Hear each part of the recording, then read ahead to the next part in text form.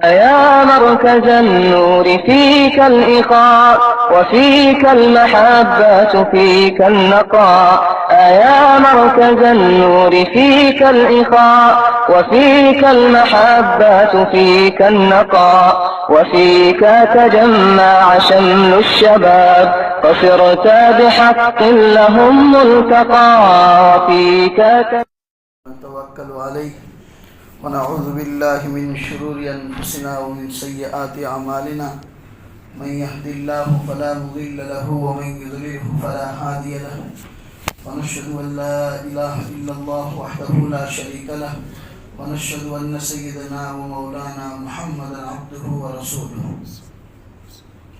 أما بعد أعوذ بالله من الشيطان الرجيم بسم الله الرحمن الرحيم وهم يسترخون فيها ربنا أخرجنا نعمل صالحا كنا نعمل أولم نعمركم ما يتذكر فيه من تذكر وجاءكم النذير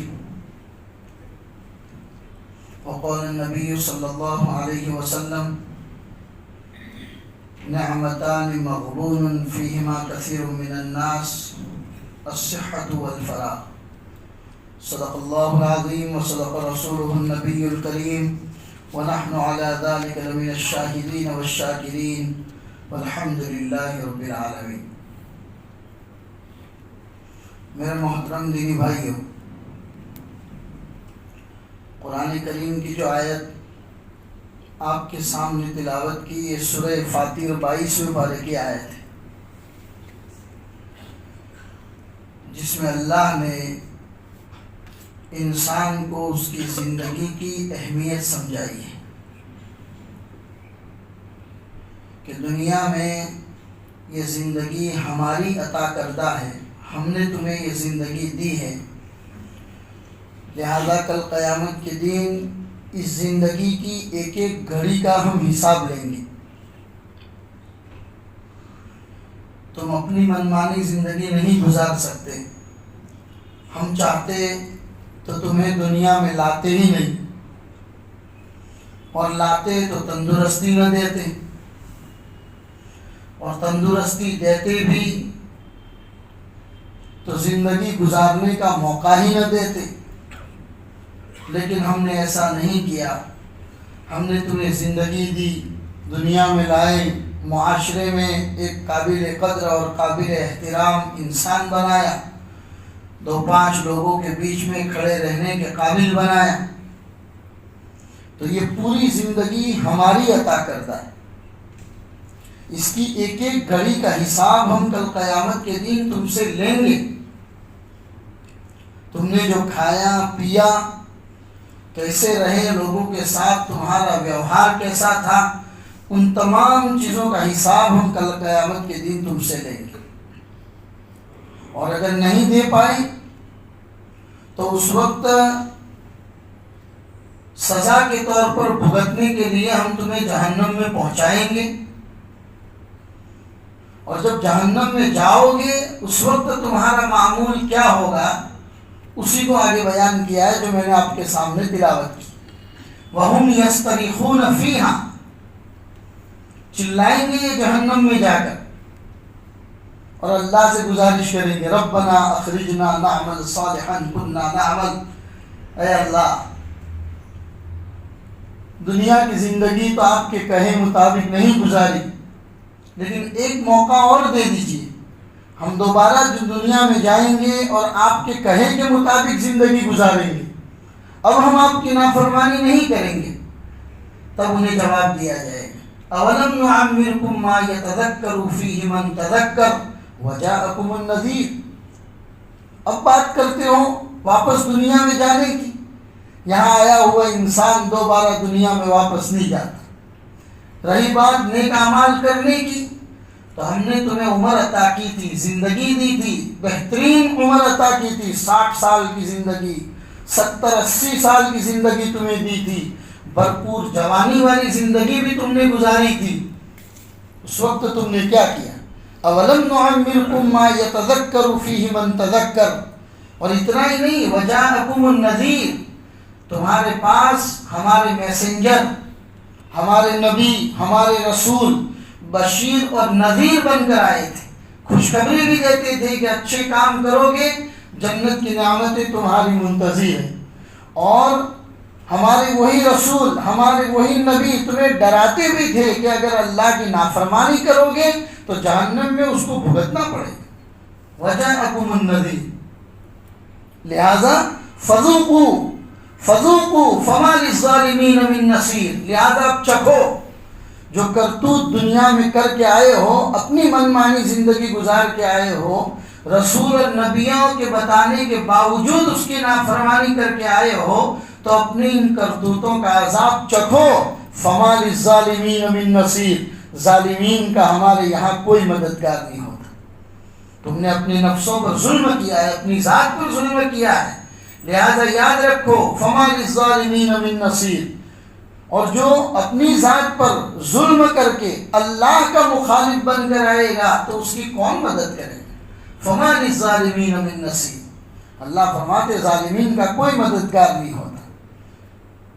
تو میرے بھائیو، قرآن کریم کی یہ آیت ہم سب کو اس بات کا پیغام دیتی ہے کہ دنیا کی زندگی منمانی زندگی گزارنے کے لیے نہیں ہے، کل قیامت کے دن اپنی زندگی کی ایک ایک گھڑی کا حساب اللہ رب ذوالجلال کو دینا ہے۔ پھر ایک حدیث میں نے آپ کے سامنے تلاوت کی، نعمتان مغبون فیہما کثیر من الناس الصحۃ والفراغ، رسول پاک صلی اللہ علیہ وسلم کا ارشاد ہے کہ دو نعمتیں ایسی ہیں کہ اکثر لوگ ان دو نعمتوں کے بارے میں دھوکے میں، ان دونوں نعمتوں کو صحیح معنوں میں اپنی زندگی میں وہ اپناتے ہی نہیں، اور اسی کے معاملے میں اس کے ساتھ غفلت میں پڑے ہوئے ہیں۔ اور وہ دو نعمتیں ہیں الصحۃ والفراغ، ایک تندرستی جو اللہ نے آپ کو عطا فرمائی ہے، والفراغ، فراغتی کے اوقات، کہ آپ مشغول نہیں ہیں، فراغتی کے اوقات اگر اللہ نے آپ کو دیے ہیں تو یہ بھی اللہ کی نعمت ہے۔ ورنہ ایسا موقع آئے گا کہ چاہو گے عبادت کرنا پھر بھی نہیں کر سکو گے، چاہو گے کہ 4 رکعت نفل اور پڑھے، فرض کے علاوہ سنتوں کی کچھ پابندی کرے، نوافل پڑھے، چاہو گے لیکن تمہارے پاس وقت نہیں ہوگا، یا ہو سکتا ہے کہ اس وقت تمہارے پاس تندرستی نہ ہو۔ اللہ تبارک و تعالیٰ نے قرآن کریم میں دوسری جگہ پر بھی ہے کہ جس دن اللہ تبارک و تعالیٰ ساکھ کی تجلی فرمائیں گے، سورہ قیامہ میں 29ویں پارے میں اللہ فرماتے ہیں جب ساکھ کی تجلی فرمائیں گے تو جو بندے دنیا میں اللہ کے کہے ہوئے کے مطابق زندگی گزارے ہوں گے، اللہ کے ساکھ کی تجلی کو دیکھ کر سجدے میں چلے جائیں گے، اور بقیہ کئی لوگ ہوں گے جو جانا چاہیں گے لیکن سجدہ نہیں کر سکیں گے۔ آگے اللہ نے فرمایا ہے کہ دنیا میں ان کو بلایا جاتا تھا اور وہ نہیں آتے تھے، وَهُمْ سالمون، حالانکہ وہ صحیح سالم تھے، تندرست تھے، لیکن دنیا میں تندرستی کے نشے میں ایسے مبتلا تھے کہ اپنی پالنہار کو بھول گئے تھے۔ لہذا میرے بھائیوں، قرآن کریم کا 18واں پارہ جس کے شروع میں ایمان والے بندوں کی 10 صفات بیان کی اللہ نے، اور فرمایا قد افلح المؤمنون، وہ ایمان والے بندے کامیاب ہو گئے۔ کون ایمان والے؟ پھر 10 صفات بیان کی، اس میں سے کئی صفات مختلف موقعوں پر میں آپ کے سامنے یہاں بیان کر چکا ہوں۔ اس میں ایک صفت یہ ہے والذین هم عن اللغو معرضون، ایمان والے بندے وہ ہیں جو لغو اور بیکار کاموں سے دور رہتے۔ مفسرین فرماتے ہیں کہ جب بھی کوئی کام انسان کرنا چاہے تو تھوڑی دیر کے لیے وہ سوچ لے کہ کیا اس میں دینی یا دنیاوی کوئی میرا فائدہ ہے کہ نہیں ہے۔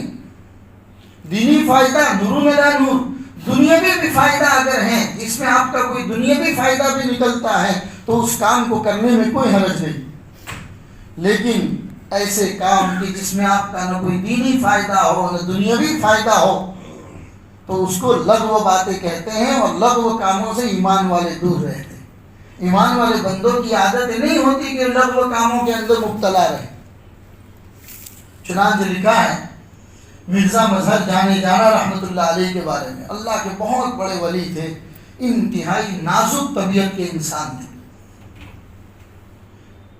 اور ان کی شہرت صرف ہندوستان میں نہیں بلکہ دنیا کے مختلف ملکوں میں ان کی شہرت تھی۔ لوگ ترکستان وغیرہ کے علاقے سے آتے تھے اور ان کے ہاتھ پر بیعت ہوتے تھے۔ مرزا مظہر جانے جانا رحمۃ اللہ علیہ، چنانچہ قصہ لکھا ہے کہ دو نوجوان بلخ کے رہنے والے تھے۔ بلخ اس زمانے میں ترکستان میں شامل تھا۔ بلخ کے رہنے والے دو نوجوان ہندوستان ان کی ملاقات کے لیے ان کے ہاتھ پر بیعت ہونے کے لیے آئے۔ اتفاق سے جب وہ دہلی پہنچے تو نماز کا وقت تھا۔ دونوں نوجوان مسجد کے حوض کے اوپر بیٹھ کر وضو کرنے لگے۔ وہ دونوں مرزا مظہر جانے جانا کو نہیں پہچانتے تھے، حالانکہ وہ اللہ کے ولی بھی ان کے قریب میں کہیں پر وضو کر رہے تھے۔ اب یہ دونوں نوجوان آپس میں بحث کر رہے، کہہ رہے کہ کیا اس مسجد کا حوض بڑا ہے یا ہمارے بلخ کی مسجد کا حوض بڑا ہے؟ ایک نوجوان کہہ رہا ہے کہ یہ مسجد کا حوض بڑا نظر آ رہا ہے، دوسرا نوجوان کہہ رہا ہے کہ نہیں بھائی ہمارے بلخ کی مسجد کا حوض بڑا ہے۔ دونوں بحث کرتے رہے، وضو کرتے رہے، پھر جا کے نماز پڑھی۔ نماز کے بعد مرزا مظہر جانے جانا کی ملاقات کے لیے پہنچے۔ کہا کہاں سے آئے ہو؟ کہا بلخ سے آئے ہیں، آپ کی ملاقات کے لیے آئے ہیں، آپ کے ہاتھ پر بیعت ہونے کے لیے آئے ہیں، اپنی ذات کی اصلاح کروانے کے لیے آئے ہیں۔ تو فرمایا بھائی فیصلہ ہوا کہ نہیں ہوا کہ بلخ کی مسجد کا حوض بڑا ہے یا تمہاری دہلی کی جامع مسجد کا حوض بڑا ہے؟ اب یہ دونوں نوجوان شرمندہ ہو گئے، اور پھر فرمایا حضرت نے کہ بھئی اگر پتہ چل بھی گیا تمہیں کہ اس مسجد کا حوض بڑا ہے یا فلاں مسجد کا حوض بڑا ہے تو اس سے کون سے جنت کا داخلہ اس پر موقوف تھا؟ دوسری بات کہ جب کسی چیز کی تحقیق نہیں تھی تمہارے پاس، تم نے ناپ کر تو دیکھا نہیں تھا کہ کون سی مسجد کا حوض بڑا ہے۔ جس چیز کی اپنے پاس تحقیق نہیں ہے اس چیز کی بحثیں آپس میں تم کیوں کرتے؟ لہذا ایک کام کرو، دہلی کے مسجد کے حوض کو پہلے ناپو، پھر بلخ جاؤ، وہاں کی مسجد کے حوض کو ناپو، فیصلہ کرو تاکہ تمہارے یہ بیکار کے کام ختم ہو جائے، اس کے بعد آ کر ہمارے ہاتھ پر بیعت ہو۔ پھر فرمایا والذین هم عن اللغو معرضون، ایمان والے بندے وہ ہوتے ہیں جو لغو باتوں سے اعراض کرتے ہیں۔ آج ہمارا حال کیا ہے میرے بھائی؟ ہم اپنی زندگی کے اکثر اوقات چائے کی ٹپریوں پر، پان کی دکانوں کے اوپر بیٹھ کر اور اس طرح کے ایشوز، پولیٹیکل ایشوز کے اوپر ایسی گفتگو کرتے ہیں جس کا ہم سے کوئی لینا دینا نہیں۔ مان لو کہ مجھے اور آپ کو پولیٹکس کی ٹکٹ دے بھی جائے تو ہم سوکھا پاپڑ توڑنے کی بھی طاقت نہیں رکھتے، لیکن وہاں پر بیٹھ کر اس طرح کے ایشوز پر گفتگو کریں گے، گھنٹوں نکال دیں گے اور پوچھیں گے بھائی عشاء کی نماز پڑھی تو کہ باقی؟ جن کی عشاء کی نماز باقی ہے وہ چائے کی ٹپریوں کے اوپر بیٹھ کر رات کے 2 بجا دیتے ہیں، 3 بجا لیتے ہیں، وہاں بیوی بچے گھر میں ان کا انتظار کر رہے ہیں۔ اکثر ہمارے نوجوانوں کا یہی حال ہے میرے بھائی۔ یاد رکھیے نوجوان قوم کا ایک عظیم سرمایہ ہوتا ہے۔ جس قوم کا نوجوان بربادی کی راہ پر ہوتا ہے ایسی قومیں بہت جلد برباد ہو جایا کرتی۔ جس قوم کا نوجوان ترقی کی راہ پر گامزن ہوتا ہے وہ قومیں ہمیشہ ترقی کرتی۔ میں نے آپ کو پہلے بھی بتایا تھا، آج بھی بتاتا ہوں ترکی کے بارے میں۔ ترکی ایک ایسا ملک ہے جو پچھلے کئی سالوں سے الحمدللہ خوب ترقی کی راہ پر گامزن ہے۔ ان کے صدر رجب طیب اردوغان صاحب جب صدر بن کر آئے تو ان کی زیادہ تر توجہ اپنے ہی ملک کے نوجوانوں کے اوپر تھی، اور صرف باتوں میں انہوں نے وقت ضائع نہیں کیا۔ انہوں نے ایک میٹنگ ٹیچرز کی بلائی اور ٹیچرز کو بلا کر سمجھایا کہ بھائی تم اسکولوں میں، کالجز میں، فلا جگہوں پر پڑھاتے ہو، اس کی سیلری لیتے ہو، ہم چاہتے ہیں کہ آپ اپنی 24 گھنٹوں میں سے آدھا گھنٹہ نکالو اور کسی غریب بستی کے اندر جا کر بچوں کو مفت میں پڑھاؤ، صرف آدھا گھنٹہ۔ ڈاکٹروں کو بلایا، ان کی میٹنگ کی، اور ڈاکٹروں کو کہا کہ بھئی آپ اپنا زیادہ تر وقت اپنی ڈسپینسری میں دیتے ہو، ہم چاہتے ہیں کہ جاتے ہوئے یا ڈسپینسری سے واپس آتے ہوئے آدھا گھنٹہ کسی غریب بستی کے اندر جا کر وہاں کے غرباء کو مفت میں آپ علاج مہیا کرو، ان کی جانچ کرو، ان کی بیماری کو معلوم کرو اور ان کے لیے علاج و معالجہ کا انتظام کرو۔ وکیلوں کو بلائیں، یعنی کہ جتنے ڈپارٹمنٹ اور شعبہ جات پائے جاتے ہیں وہاں کے نگران اعلیٰ اور کام کرنے والے کارکنان کو بلایا اور ان کو زندگی کی اہمیت سمجھائی کہ جینا صرف اپنے لیے نہیں ہوتا، آپ کی زندگی کے کچھ ایام، کچھ گھڑیاں اگر کسی کے کام آتی ہیں تو آپ کی زندگی کامیاب۔ اور اس کا بڑا فائدہ یہ ہوا کہ نوجوان بے راہ روی کا شکار ہونے سے بچ گیا، غلط راستے کا شکار ہونے سے بچ گیا اور اللہ تبارک و تعالیٰ نے اس کو صحیح راستے کے اوپر ڈال دیا۔ اس لیے کہ اگر آپ وقت کو صحیح معنوں میں استعمال نہیں کرو گے تو وقت آپ کو استعمال کرے گا، اور جب وقت آپ کو استعمال کرے گا تو وہ اچھے کاموں میں استعمال نہیں کرے گا بلکہ برے کاموں میں استعمال کرے گا۔ لہذا نوجوان قوموں کا ایک عظیم سرمایہ ہوتا ہے، اور ان کو نوجوانی کی حفاظت کے لیے ضروری ہے کہ رسول پاک صلی اللہ علیہ وسلم کی اس حدیث کے اوپر دھیان دیں، نعمتان مغبون فیہما کثیر من الناس الصحۃ والفراغ، کہ اگر اللہ نے تندرستی عطا فرمائی ہے تو اس تندرستی کی صحیح معنوں میں قدردانی کریں، اس کو بیجا سوالات میں، وقت ضائع کرنے والی چیزوں میں اپنے آپ کو صرف نہ کرو۔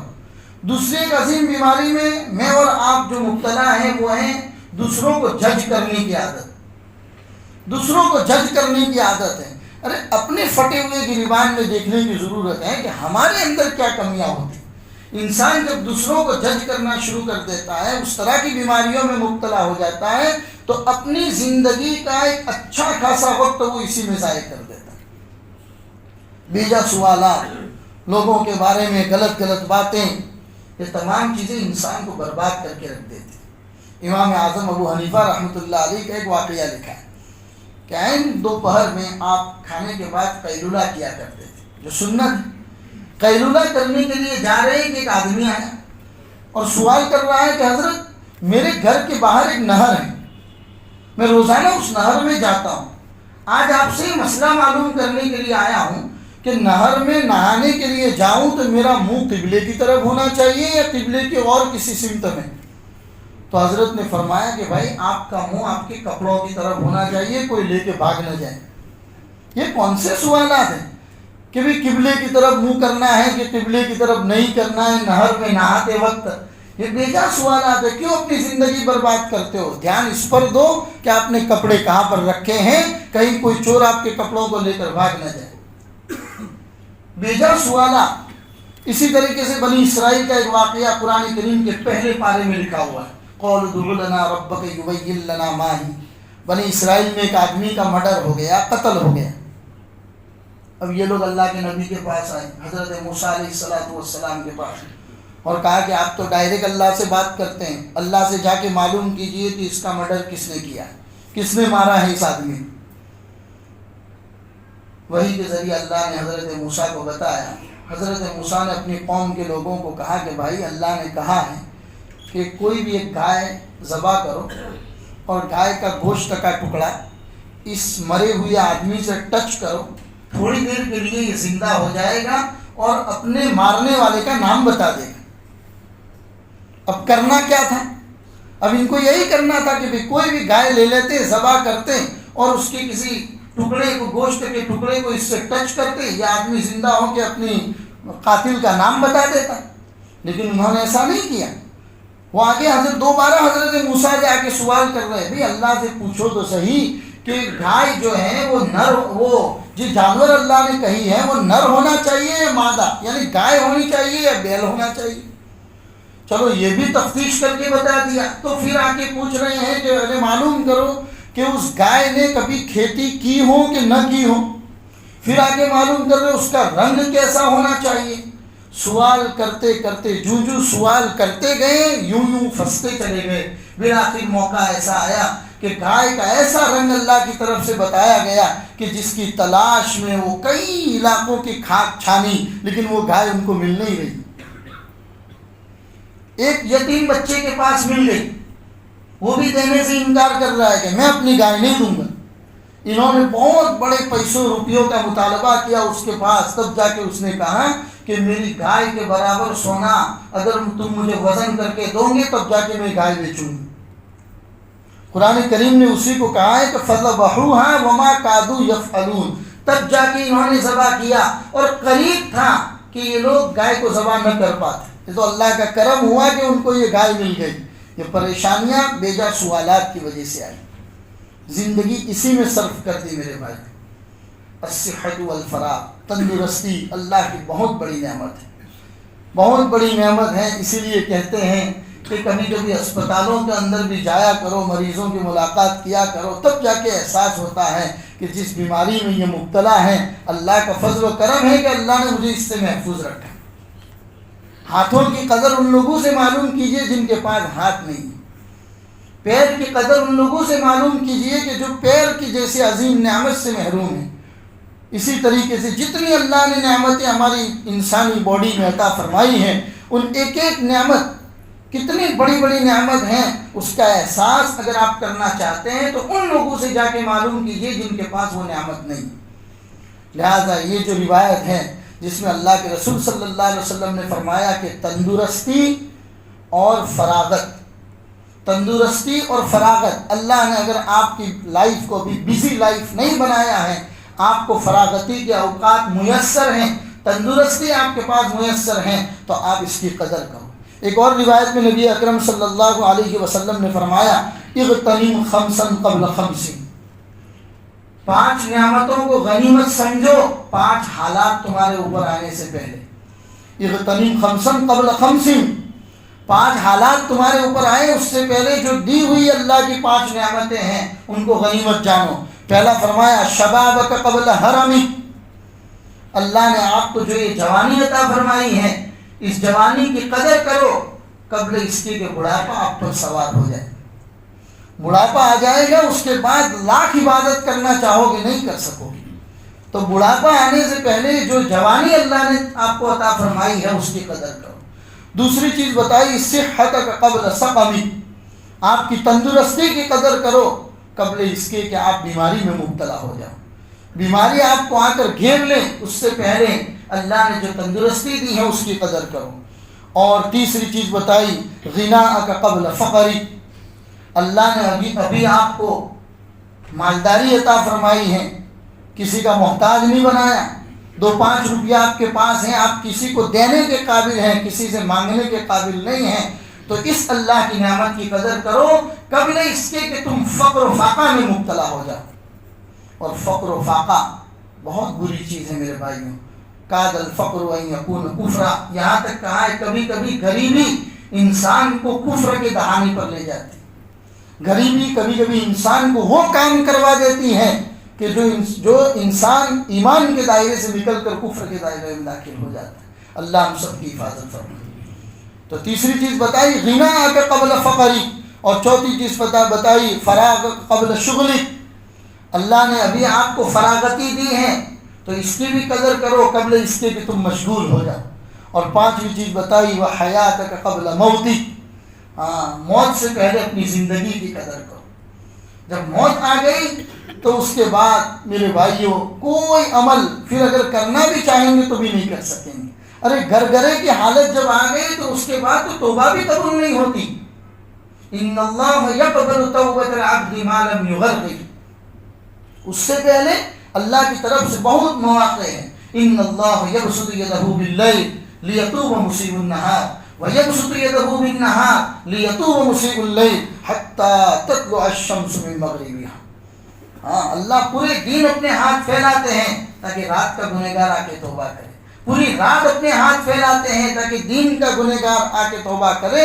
اور یہ سسٹم اس وقت تک چلتا ہے قبل جس دن یا آفتاب آپ کے مشرق سے نکلنے کی بجائے مغرب سے نکل جائے گا، تب خدا کا یہ نظام، یہ دروازہ توبہ کا پھر بند ہو جائے گا۔ اس سے پہلے موقع ہی موقع ہے، اسی لیے کہا وحیاتک قبل موتک، موت آپ کے اوپر سوار ہو جائے اس سے پہلے اپنی زندگی کی قدر کرو۔ اللہ تبارک و تعالی ہمیں اپنی زندگی کی قدردانی کی توفیق نصیب فرمائے۔ تندرستی اور فراغت یہ بہت بڑی نعمت ہے۔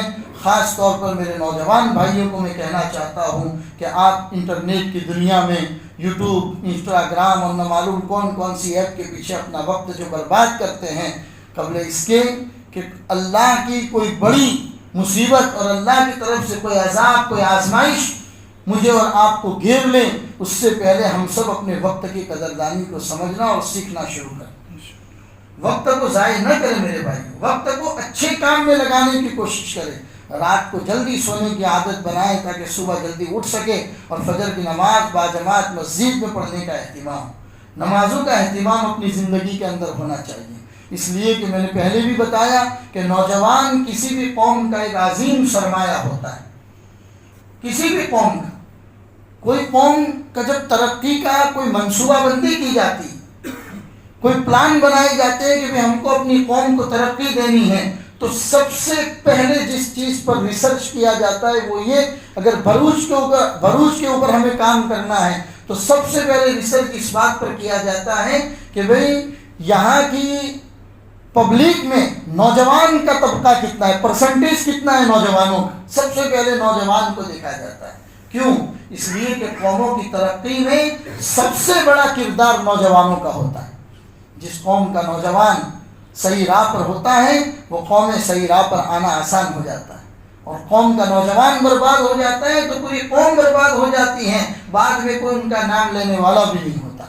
जिसी को अल्लामा इकबाल ने फरमाया था, तेरे सूफे हैं अफरंगी, तेरे काली है ईरानी, लहू मुझको रुलाती है जवानों की तनासानी। हमारे नौजवान देखो अपनी बॉडी को बनाने में पीछे पड़े, तन आसानी, गर्मी बर्दाश्त नहीं है, छोटे मोटे बेड पे सो नहीं सकते, थोड़ा 1-2 किलोमीटर चलना पड़े तो चल नहीं सकते, बोझ नहीं उठा सकते। हाँ, लहू मुझको रुलाती हैं जवानों की तनासानी। यही हाल है हम लोगों का। उकाबी रूह जब बेदार होती हैं जवानों में तो नज़र आती है उनको अपनी मंजिल आसमानों में। और फिर नौजवान को कहा कि नहीं तेरा नशेमन कसरे सुल्तानी के गुंबद पर, अरे तू शाही है बसेरा कर पहाड़ों की चट्टानों में। तो कोई छोटा मोटा आदमी नहीं है, तो शाहीन परिंदा है, तुझे अपनी मंजिल आसमानों के अंदर नजर आनी चाहिए। अल्लाह हम सबको उसकी इबादत की तरफ रग़बत रखने वाला और अपनी तंदुरुस्ती की और फरागती के औकात की कदरदानी करने वाला बनाए, कहने सुनने से ज़्यादा अमल की तौफीक अता फरमाए। व सल्लल्लाहु अला नबील करीम व अला आलिहि व अस्हाबिहि अजमाइन बिरहमतिका या अरहमर राहिमीन।